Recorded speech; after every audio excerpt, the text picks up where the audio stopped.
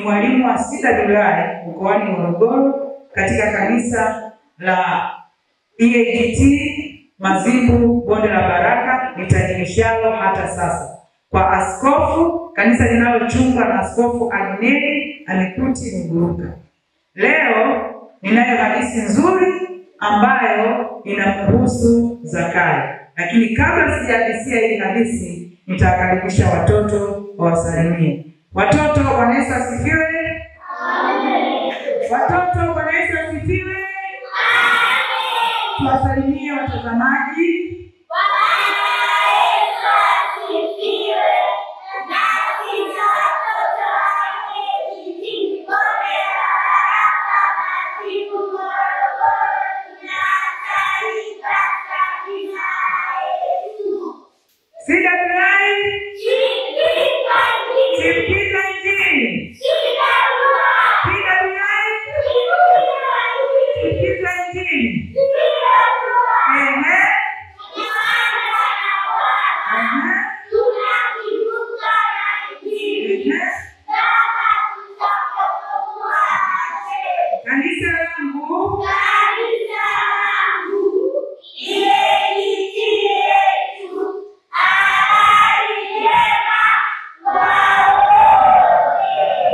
Jipigieni makofi. Akaeni chini. Mpendwa mtazamaji, tunakukaribisha kwenye hadithi hii, karibu utufuatilie. Watoto wazuri, leo tunayo hadithi nzuri sana, hadithi inayomhusu Zakayo. Zakayo alitafuta kumuona Yesu. Hadithi hii inapatikana katika kitabu cha Luka sura 19 kuanzia mstari wa 1. Siku moja Yesu alikuwa akipita katikati ya kijiji cha Yeriko. Na katika kijiji kile alikuwapo mtu mmoja aliitwa jina lake Zakayo. Zakayo alikuwa ni mfupi, alikuwa ni mtoza ushuru na alikuwa ni tajiri. Zakayo alisikia habari za Yesu. Amesikia habari za Yesu kwa muda mrefu zikinena kwa matendo makuu ambayo Yesu alikuwa akiyatenda. Akaamua kufuatilia huyu Yesu ni mtu wa namna gani. Sasa siku hiyo Yesu alikuwa akipita katika kile kijiji akiwaombea watu, akiponya watu, akiponya magonjwa, akifufua wafu, na yeye akiwa miongoni mwa watu ambao alitamani kumuona Yesu.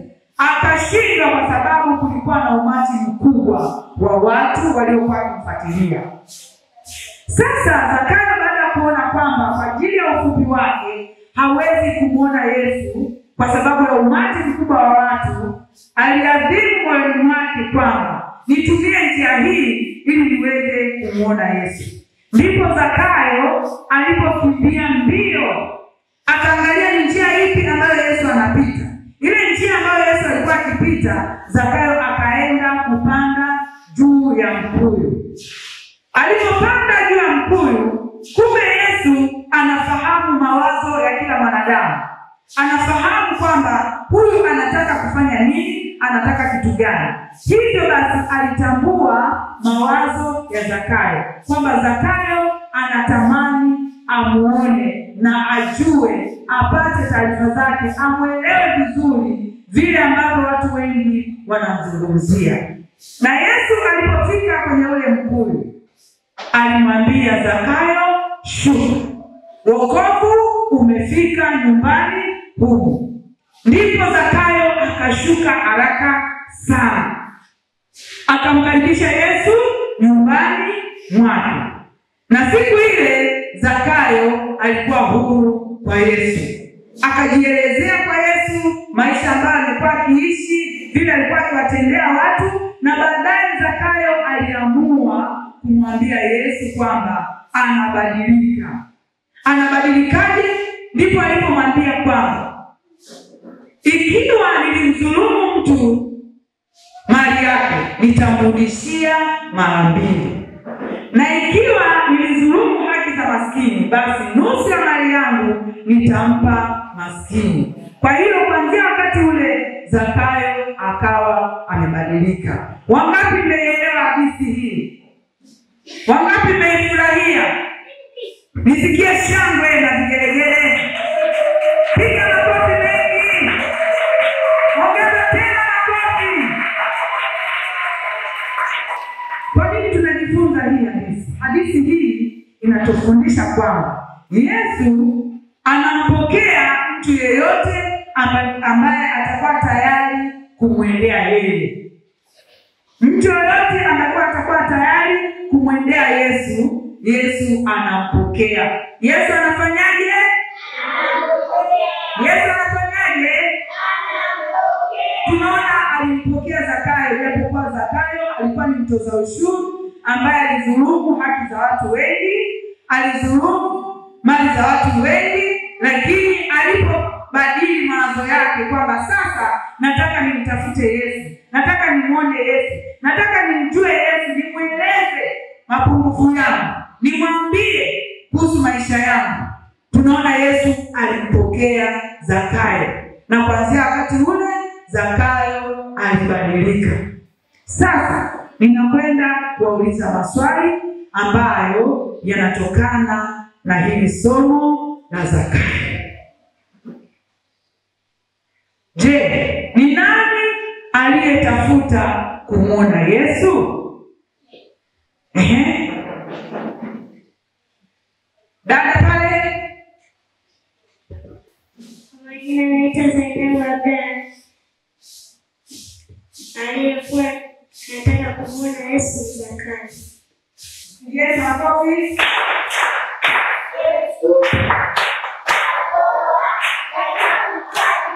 Mwingine ambaye anaweza kutuambia ni nani alitafuta kumwona Yesu? Ni nani alitafuta kumwona Yesu? Kaza hapa. Majina naitwa Abisoni Alex Njoka. Aliyekuwa anamtafuta Yesu Zakayo. Yes, makofi.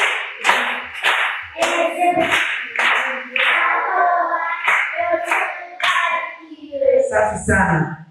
Ni nani aliyepanda juu ya mkuyu? Ni nani aliyepanda juu ya mkuyu? Majina naitwa Jasi Zakayo mtoza ushuru. Haya, pigeni makofi.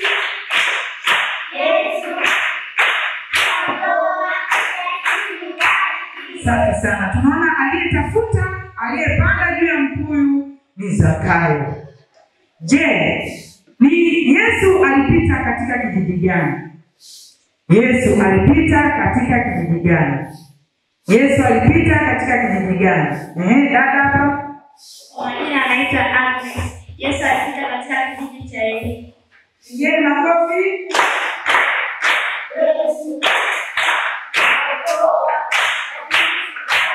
Vizuri. Yesu alipita katika kijiji cha Yeriko. Na Zakayo alimweleza nini Yesu? Zakayo alimweleza nini Yesu? Kaka hapo. Kwa majina yangu naitwa Benjamin Bazili. Alimweleza madhaifu yake. Mwingine ambaye anaweza kutusaidia? Kwa majina naitwa James. Alimwambia Yesu atatoa nusu ya mali zake kwa maskini. Vizuri. Mwingine anayeweza kutuelezea vizuri kabisa Zakayo alimwambia nini Yesu? Majina naitwa Yesus. Zakayo alimwambia Yesu kuwa anataka kuwapa aliyowazulumu maadili yake, anataka kuwapa maskini mara nusu ya mali zake, na anataka kumwendea yeye. Sawa, pigeni makofi.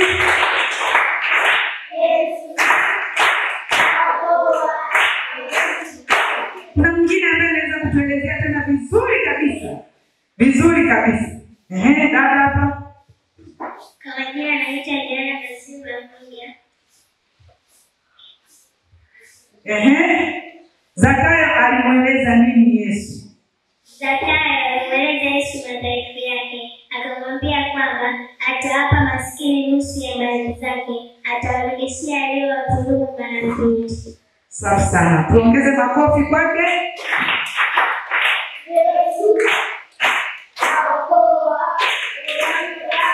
Tunaona Zakayo alimwambia Yesu, ikiwa nilimdhulumu mtu mali yake, nitampa mara mbili, na ikiwa na wale maskini nitawapa nusu ya mali yangu. Hilo ni neno zuri kutoka kwa nani? Kwa Zakayo. Baada ya kumwona Yesu, akamweleza vile ambavyo atafanya baada ya kukutana na Yesu. Sawa. Zakayo alipanda kwenye mti gani? Alipanda kwenye mti gani? Alipanda kwenye mti gani? Kwa majina naitwa Kansas. Zakayo alipanda kwenye mkuyu. Alipanda kwenye mkuyu. Tuongeze makofi kwake.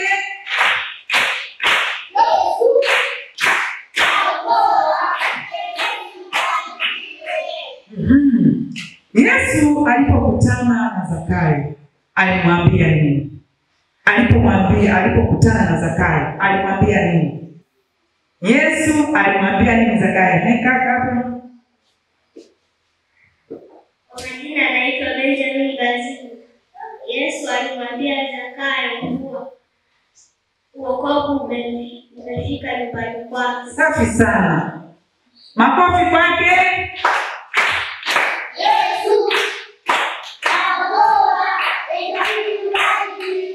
Ndio, alimwambia Zakayo, shuka, wokovu umefika nyumbani humu. Sawa.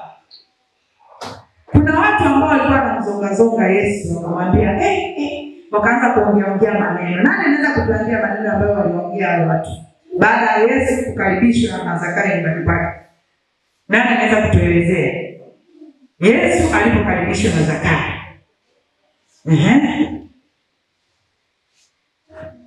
Walikuwa wanasema Yesu anaenda katika mahali kwa mtu mwenye dhambi, atakula na mtu mwenye dhambi. Safi sana. Walisema Yesu anaenda nyumbani kwa mtu mwenye dhambi, kwa hiyo anakula na mtu mwenye dhambi. Akasema huyu Yesu mfahamu kama huyu mtu ana dhambi? Huyu mtu ana dhambi kiasi hiki, amezulumu mali za watu wengi. Amefanya vitu vingi. Alafu leo hii anaingia nyumbani mwake.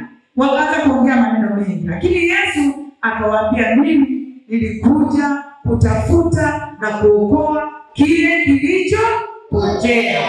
Na ndio maana alimkubali Zakayo. Kwa hiyo tunajifunza kwamba Yesu anamtaka mtu yoyote. Yeye Yesu anawataka watu wote waende kwake. Alikuja kwa ajili ya watu wenye dhambi. Kwa hiyo sasa, kama watu wanakuzuia usiende kwa Yesu, usikubali. Ndugu mtazamaji, tumejifunza somo hili la Zakayo, ambaye yeye aliposikia habari za Yesu aliamua kumfuatilia Yesu. Alitaka kujua taarifa kamili, habari kamili. Huyu Yesu anayetajwa mahali pengi, anayezungumziwa na watu wengi, ni mtu wa namna gani? Na alipofika kwa Yesu, tunaona Yesu alimwambia shuka, na aliingia nyumbani mwake, akaeleza madhaifu yake, na Yesu alimwombea Zakayo, akaenda sawasawa na mapenzi ya Mungu. Siku ya leo tumejifunza hili somo zuri, somo la kumwendea Yesu. Yesu hachagui mtu yeyote yule ambaye anatakiwa kwenda kwake. Ni mtu yeyote aliyetenda dhambi anatakiwa kwenda kwa Yesu. Na ukienda kwa Yesu, Yesu anakupokea, anakubadilisha, unakuwa kiumbe kipya. Hilo ni somo letu la leo ambalo tumejifunza. Mungu awabariki. Karibuni kuendelea kutufuatilia kwa vipindi vijavyo. Ndugu mtazamaji wa Sivuka TV, kwa mara nyingine tena ninamshukuru Mungu sana kwamba tuko pamoja kwa ajili ya kipindi chetu pendwa cha malezi ya watoto. Ninamshukuru Mungu kwa ajili yako wewe mtazamaji, na ninaamini tutaanza pamoja na huko mwisho tutaenda kufanya maombi pamoja. Na kabla hatujaanza nijitambulishe majina yangu. Mimi naitwa mchungaji Dr. Winifrida James Rwezaula na ni mkurugenzi wa kurugenzi ya watoto, yani chipukizi wa Injili. Ninamshukuru Mungu sana kwa ajili ya siku ya leo tunapoenda kuanza sasa, nikitamani Mungu awe pamoja nasi. Kwa hiyo nikualike tuweze kuomba pamoja kabla hatujaanza. Tuombe. Baba, katika jina la Yesu Kristo, siku hii ya leo tumepata neema tena ya kwenda kuangalia habari ya kujifunza habari za malezi ya watoto. Malezi ya watoto ni somo pana, lakini pia linahitaji hekima yako, maana mfalme, tunaanza na miche, mwisho tunakuja kumaliza na matunda au kutokeza matunda. Watoto ni kama miche miororo, lakini ndani yao umeweka kitu kikubwa. Ninakukaribisha Mungu wetu katikati yetu, kawe mwalimu, na kila mtazamaji na msikilizaji anaenda kusikiliza ukamfundishe wewe mwenyewe. Nahitaji hekima yako mfalme, na siku ya leo ninaamini kila mmoja wetu atauona uweza na ukuu wa Mungu. Katika jina la Yesu Kristo Baba naomba na kushukuru. Amen.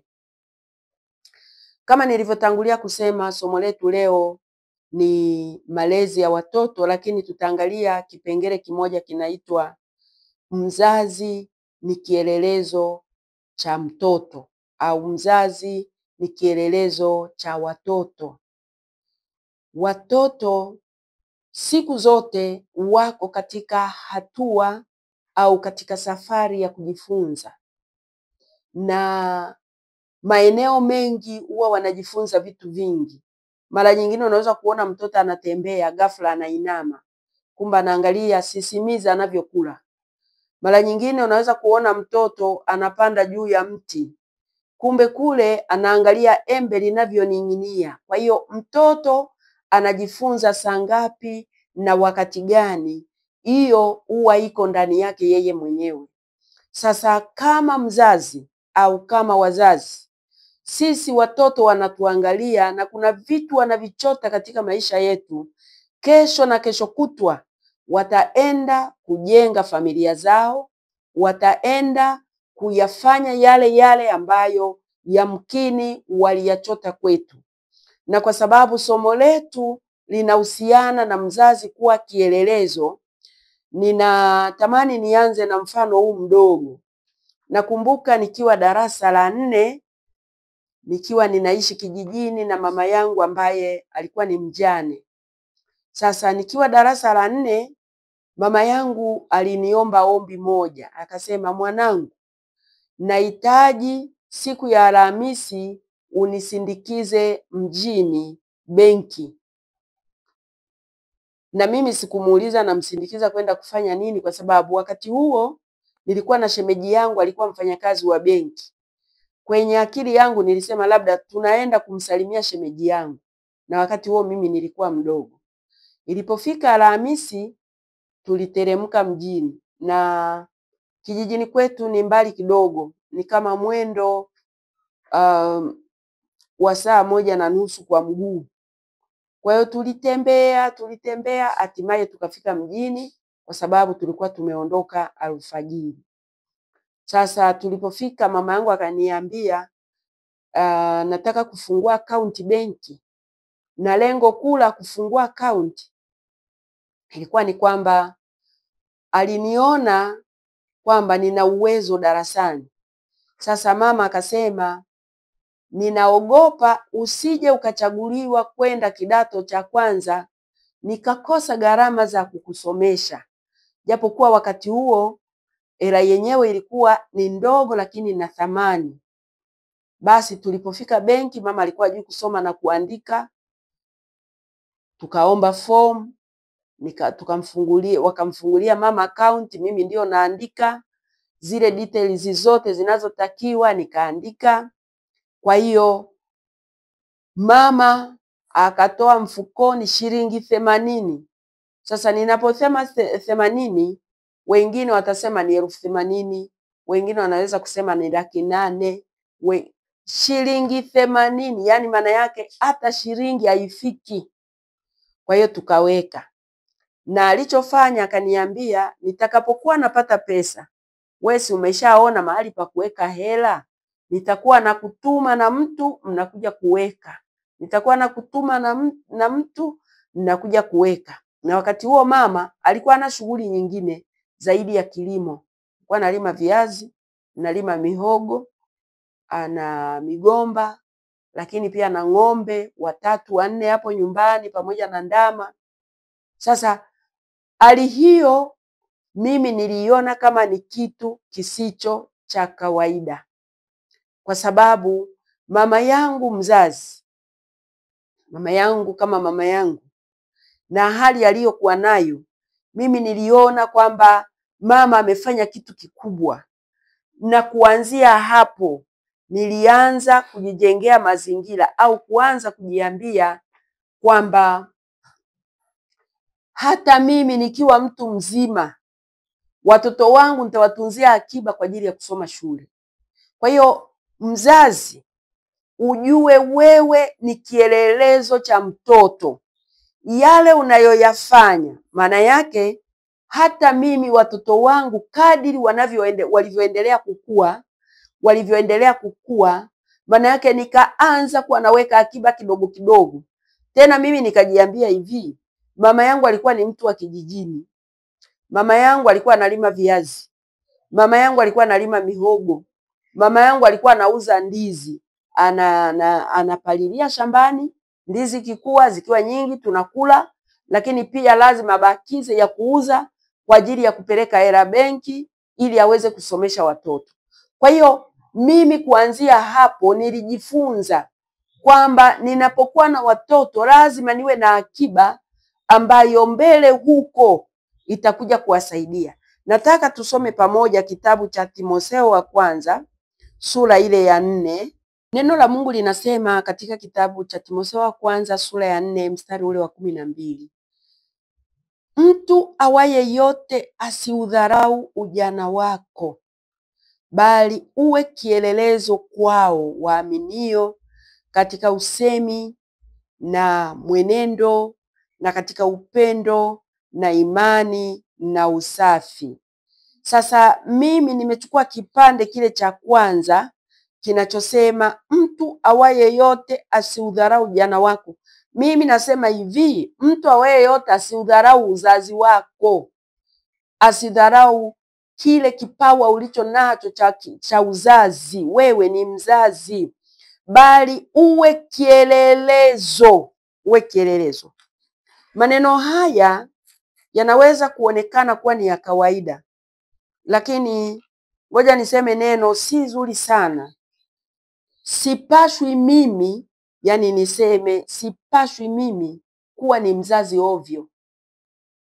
Maana yake kukosa kitu ambacho mtoto atakiiga kwangu, kile chenye manufaa kwenye maisha yake ya mbele.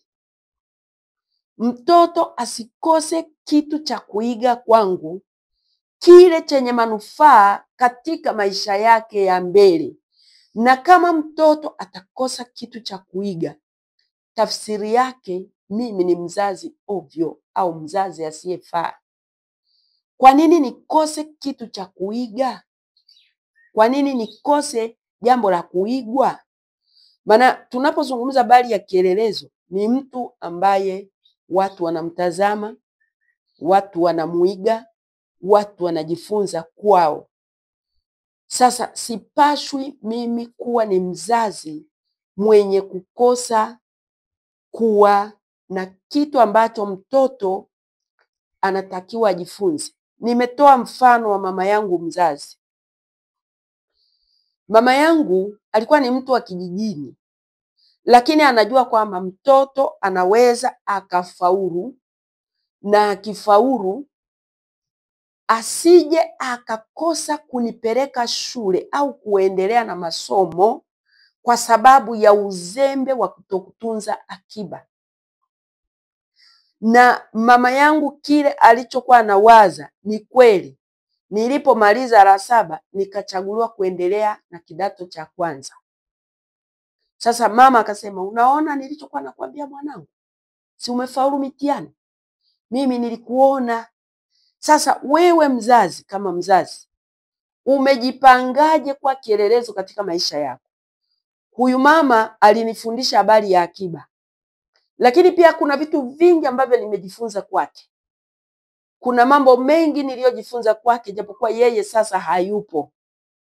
Na Mungu anachokihitaji kwako na mimi ni tufikie hatua au tufikie ile hali ambayo mimi na wewe tutakuwa ni watu ambao tumewaachia watoto wetu akiba, akiba ya mafundisho, akiba ya ufahamu, ili kesho na kesho kutwa ile akiba waitumie katika maisha yao, lakini pia waitumie na kwa watoto wengine au kwa watoto wao.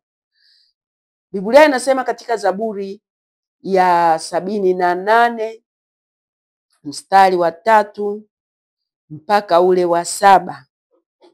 Zaburi ile ya 78 mstari wa 3 hadi ule wa 7. Natamani maandiko haya tuseme pamoja. Kama una Biblia yako hapo ulipo unanisikiliza, ifungue tusome pamoja. Kama una Biblia yako, basi nisikilize ninapoyasoma maneno haya. Zaburi ya 78 mstari wa 3 mpaka ule wa 7.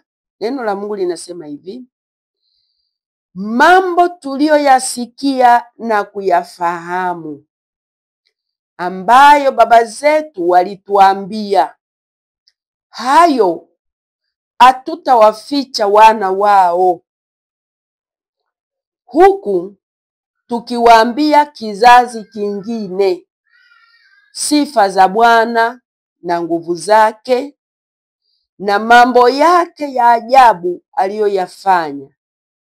Maana alikaza ushuhuda katika Yakobo, na sheria aliiweka katika Israeli, aliyowaamuru baba zetu wawajulishe wana wao, ili kizazi kingine wawe na habari. Ndio hao wana watakaozaliwa wasimame na kuwaambia wana wao, wamwekee Mungu tumaini lao, wala wasiyasahau matendo ya Mungu, bali wazishike amri zake. Kifungu hiki cha maneno au maandiko haya yanaonyesha wazi kuwa ni rahisi kuzihamisha desturi au tabia au kazi au imani toka kwa mzazi kwenda kwa mtoto. Ni rahisi kuhamisha desturi, ni rahisi kuhamisha matendo, ni rahisi kuhamisha imani, ni rahisi kuhamisha mazoea kutoka kwa mzazi kwenda kwa mtoto, na mtoto akahamisha kile alichojifunza kwa mzazi wake akakihamishia kwa mtoto wake au kwa watoto wake. Sasa ikiwa maisha yetu hayana nguvu au hayana kielelezo ndani, hawa watoto yamkini wakajikuta yale wanayojifunza, yale wanayoyapata, yawezekana yakawa ni mabovu. Sasa mimi nitakuwa ni mzazi nisiyefaa, kwa sababu manake nimemharibu mtoto, na mtoto wake ataharibika, na mtoto wa mtoto wake ataharibika. Na wakati mwingine mambo yanakuwa ni ya kawaida sana. Nimekwambia mtoto mara nyingine anaweza kujifunza hata kwenye wadudu wanatembea. Saa nyingine anaweza akajifunza hata kwa wanyama. Nakumbuka siku moja mwanangu mmoja aliona mbwa na matiti makubwa, yale sijui nyonyo zile kubwa, yule mbwa alikuwa amezaa. Akasema, mama, si watu unakunywa maziwa nyumbani? Nikasema ndio. Anasema, huyu mbwa hatuwezi kumkamua.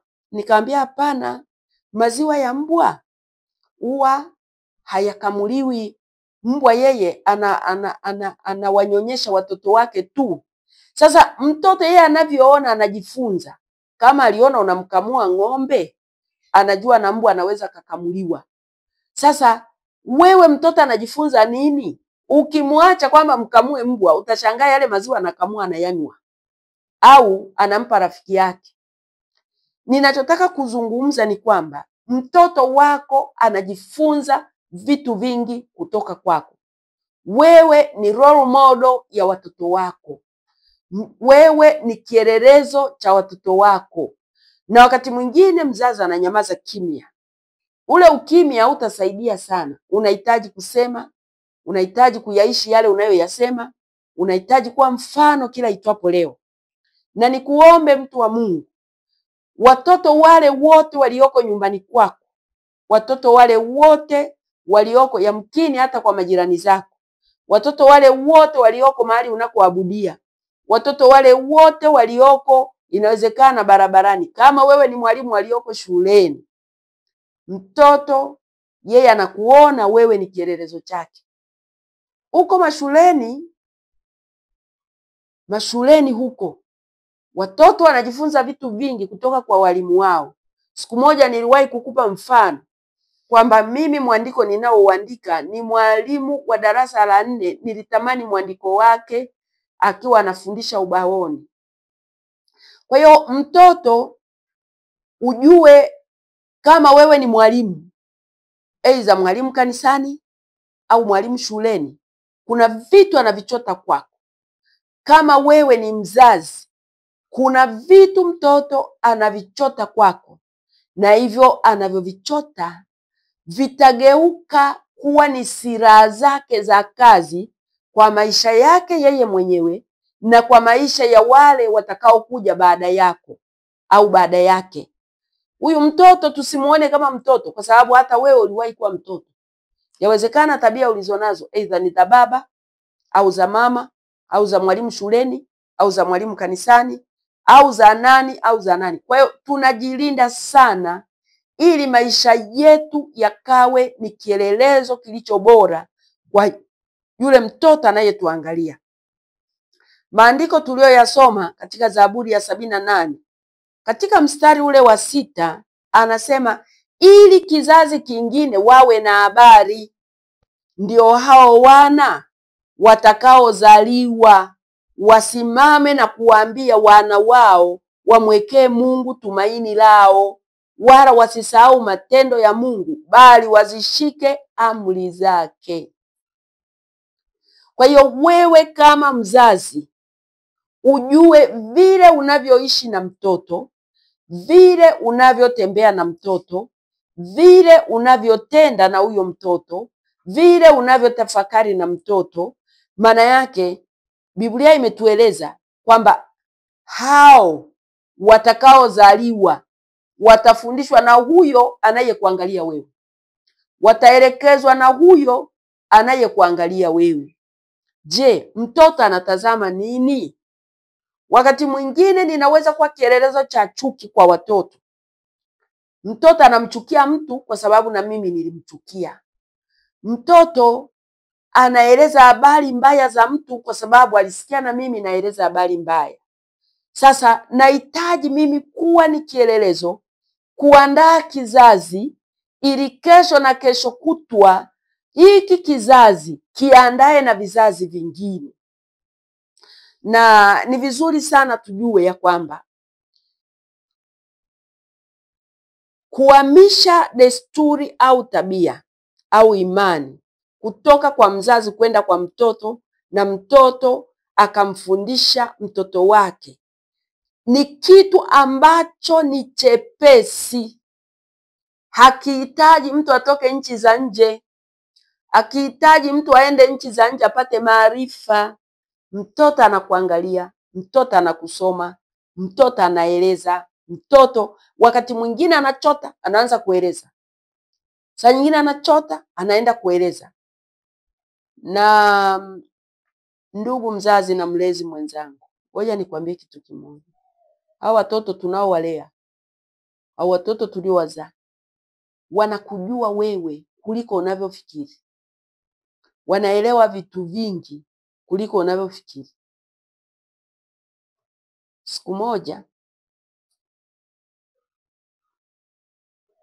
Siku moja nilikuwa mahali fulani na mtoto mdogo, akawa anaeleza, akasema, mchungaji, baba amefanya 1, 2, 3.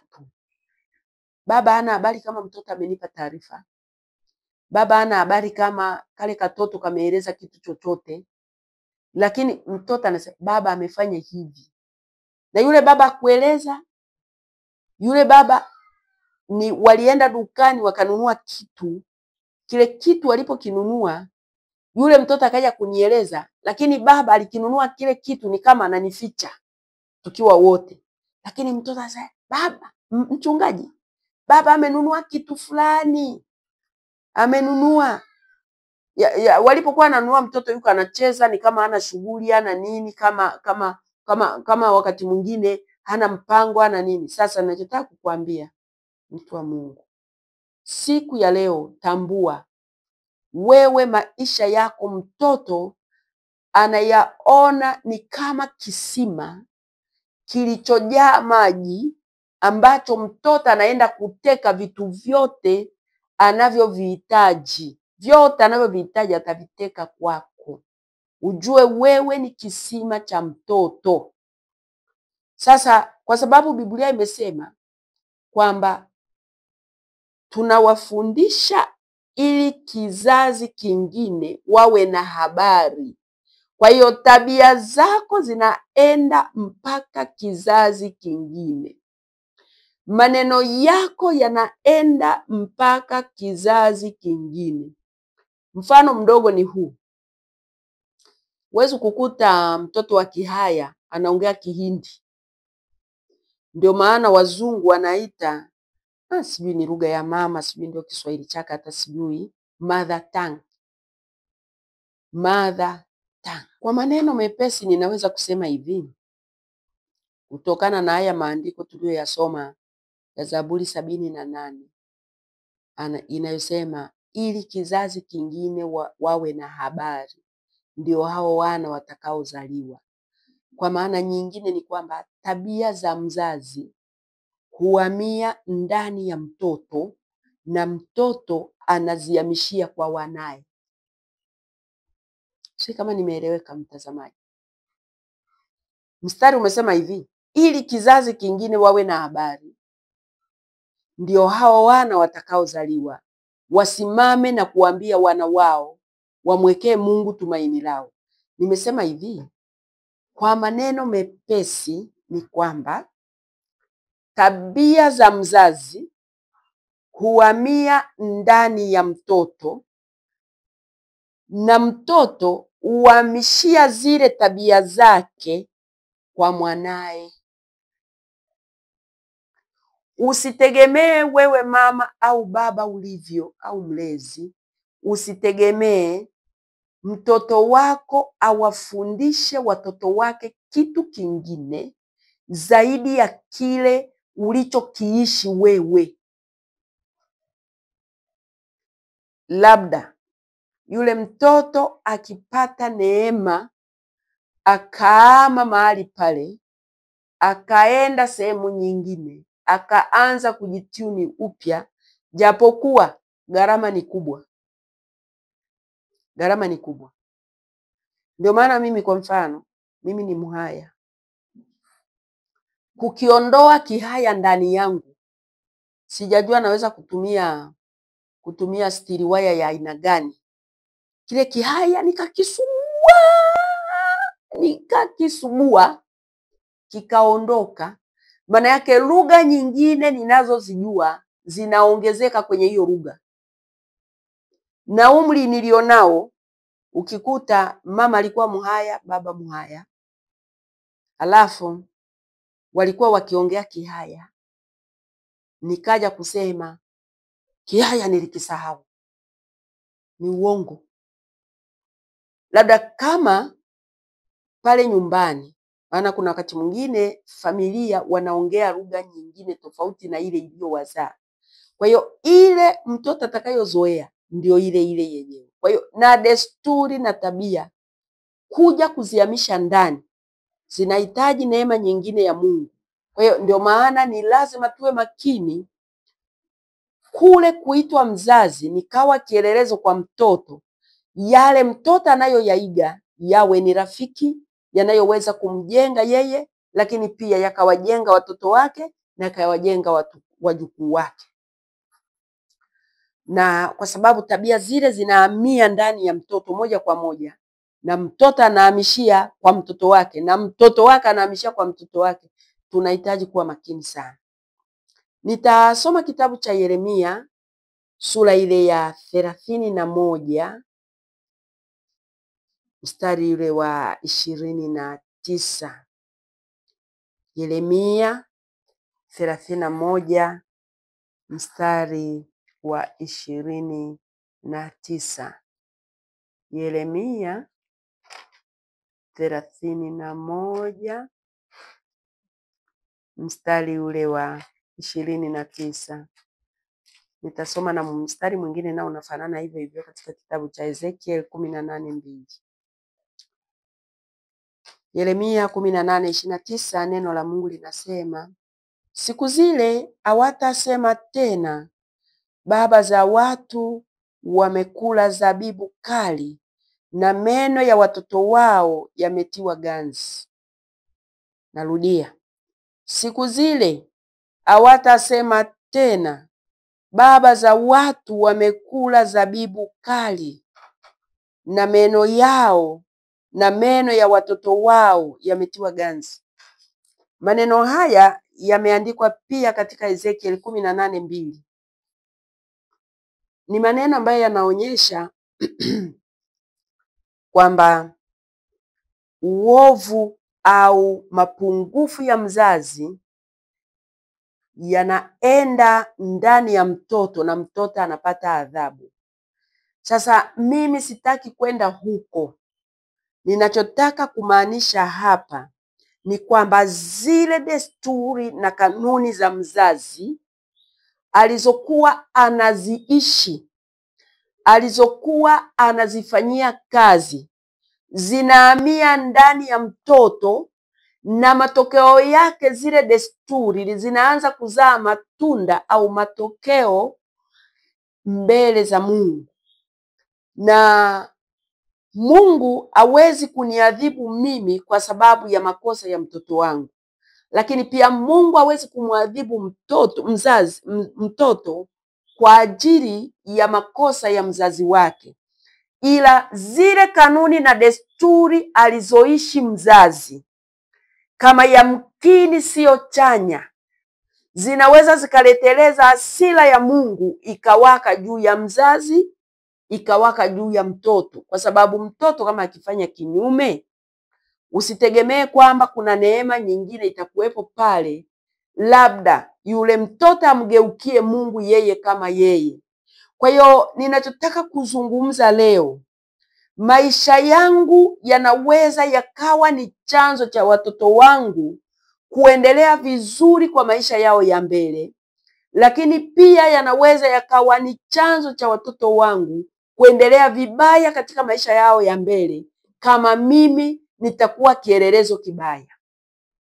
Kwa hiyo ndugu mzazi mwenzangu na mlezi mwenzangu, maana yake ninajua hapa naongea na mtu anayelea watoto, lakini pia naongea na mtu mzazi au naongea na mzazi aliyezaa watoto. Fuatilia watoto wako. Fuatilia watoto wako. Na wakati mwingine ziko tabia zinaweza kuinuka huko mbele, tutaenda kuangalia. Japokuwa leo mimi nazungumza habari ya kuwa kielelezo. Wewe mzazi, usisababishe watoto wakaja kuhesabika vibaya mbele za Mungu kwa sababu ya tabia walizozichota kwako. Na niseme hivi, maisha ya mzazi yanaigwa na mtoto kama hasa yule mtoto amekaa na mzazi wake na akampenda, unashangaa anaiga vitu. Ndio maana unaweza kukuta kama mzazi ni muombaji, watoto watapenda maombi kwa sababu si wanaona matokeo ya maombi. Kama mzazi ana ubabaishaji, watoto watakuwa wababaishaji. Sasa tunahitaji kuwa makini sana, maana mimi watoto wangu wananiangalia, pamoja na jamii kuniangalia, lakini watoto wangu wananiangalia. Na watoto wakiiga maisha yaliyo mema, au mimi nikiwa kielelezo kwao, kwanza wanakuwa baraka kwenye familia, wanakuwa baraka kwenye jamii, wanakuwa baraka kwenye kanisa, wanakuwa baraka mbele za Mungu, na kila mtu anatamani watoto wawe kama ambavyo watoto wako walivyo, kwa sababu vile ulivyokuwa mwema, vile ulivyokuwa unatenda mema, vile ulivyokuwa unafanya mazuri. Sasa watoto wameiga na wamekuwa kielelezo, sasa wanakuwa ni mfano mzuri wa kuigwa katika jamii. Sasa wakati nakaribia kumalizia, nina maswali mawili. Je, inawezekana mzazi akawa na tabia njema na mtoto akawa na tabia mbaya? Swali, je, inawezekana mzazi akawa na tabia njema na mtoto akaangukia kuwa na tabia mbaya? Nimeweka jibu kwamba ndiyo, inawezekana. Inawezekana wewe una tabia njema, wewe una tabia nzuri, lakini mtoto akaangukia kuwa na tabia mbaya. Swali langu la pili, je, mzazi afanye nini kuhakikisha yale alionayo au tabia alizonazo njema kuhakikisha zinakaa ndani ya mtoto? Swali langu la pili, je, mzazi afanye nini? Maana tumeona huko juu kwamba inawezekana mzazi ukawa na tabia njema, mtoto akawa na tabia mbaya. Je, mzazi afanye nini ili kuhakikisha yale alionayo au tabia alizonazo kuhakikisha zinakaa ndani ya mtoto? Naweza kusema hivi, kipindi kijacho tutaangalia mambo ya kufanya ili mtoto awe kama mzazi alivyo, hasa katika tabia zilizo njema. Kipindi kijacho tutaangalia, na ninaamini kabisa kwamba ndugu mtazamaji, kipindi hicho kijacho kitaubariki moyo wako.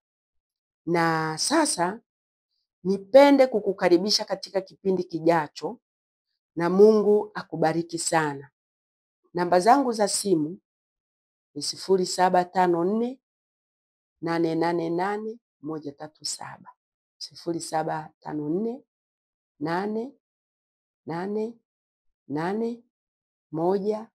0754888137. Na kabla sijaahirisha kipindi, nipende kuomba na wewe. Najua masuala ya malezi ya watoto ni changamoto kubwa, na hatujaweza sana, hatujafanya vizuri sana, lakini tunahitaji neema ya Mungu ipate kutusaidia. Hata huyu aliyebadilika, ambaye wewe ulikuwa kielelezo kizuri kwake, anahitaji neema ya Mungu aweze kubadilika. Lakini kwa vile nimesema tutaendelea kipindi kijacho, hebu nikuombe, tuombe pamoja. Baba, katika jina la Yesu Kristo, mimi pamoja na ndugu anayenitazama na ndugu anayenisikiliza, yamkini kuna changamoto ziko mbele yetu, lakini neno moja, kwa sababu tumejifunza habari ya kuwa kielelezo, niseme kama kuna mahali tulikosea, hatukusimama kama wazazi, hatukusimama kama kielelezo mbele ya watoto wetu. Baba, naomba rehema zako kwa ajili yangu na kwa ajili ya wale wanaonitazama na kunisikiliza.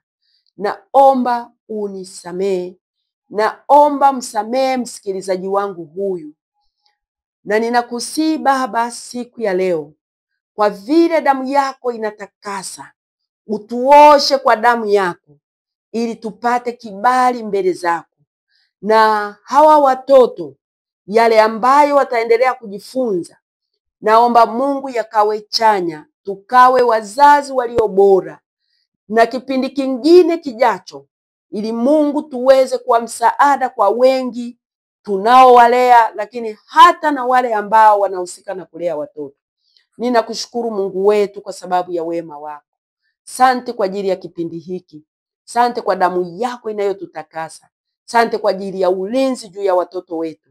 Ninakataa roho za magonjwa, nakataa roho za uharibifu juu ya watoto, nakataa maonezi yanayotoka kuzimu.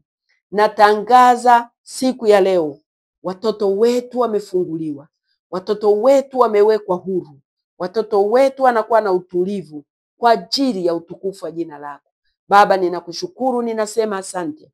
Tunakiweka kipindi kijacho mikononi mwako, tukiamini wasikilizaji wataongezeka na watapata msaada. Katika jina la Yesu Kristo Baba tuomba na kushukuru. Amen.